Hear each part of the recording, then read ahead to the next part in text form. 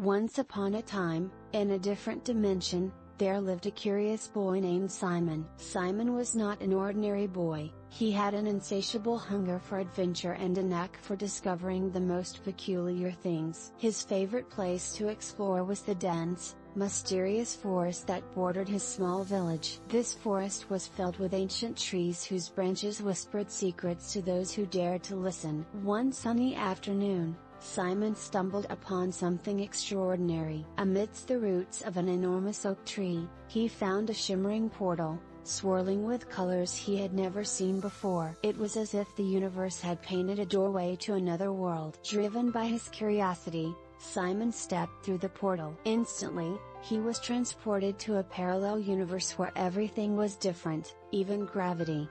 The sky was a vibrant green, and the ground seemed to float beneath his feet. The air was filled with the sound of distant, melodious hums, and peculiar creatures darted through the sky. In this topsy-turvy world, Simon felt a mix of excitement and bewilderment. As he wandered through this strange land, he encountered a crocodile named Brian. Unlike any crocodile Simon had ever seen, Brian had shimmering scales that reflected the odd hues of the sky. Brian was not only friendly but also quite talkative. "Welcome to the upside-down world," Brian greeted Simon with a toothy grin. "I suppose you're here to find your way back home?" Simon nodded, explaining how he had stumbled upon the portal and ended up in this peculiar place. Brian nodded knowingly. "Ah, the portals have a way of finding the curious ones.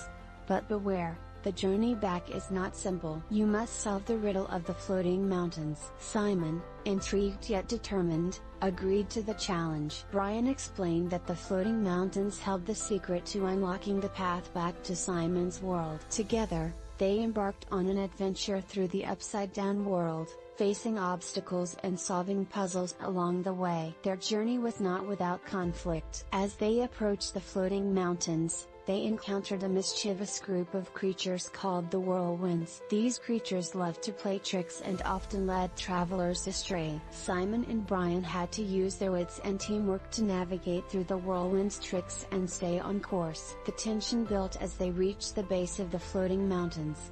There, they discovered a series of ancient symbols carved into the rocks. Simon realized that these symbols formed a riddle that needed to be solved to open the portal back to his world. With Brian's guidance, Simon deciphered the riddle, which spoke of balance and harmony between the worlds. As the final piece of the puzzle clicked into place, the portal began to shimmer and glow, ready to transport Simon back home. However, just as Simon was about to step through, a sense of sadness washed over him. He had grown fond of Brian and the wonders of the upside-down world. Brian sensed Simon's hesitation and reassured him, "Remember, Simon, adventure is not just about where you go, but what you take with you. You'll always have a friend here." With a grateful heart, Simon bid farewell to Brian and stepped through the portal. He emerged back in the familiar forest, the sun setting in the distance. Though he was back home, he carried with him the memories of an incredible journey and the friendship of a remarkable crocodile. Simon realized that his adventure had taught him the value of curiosity,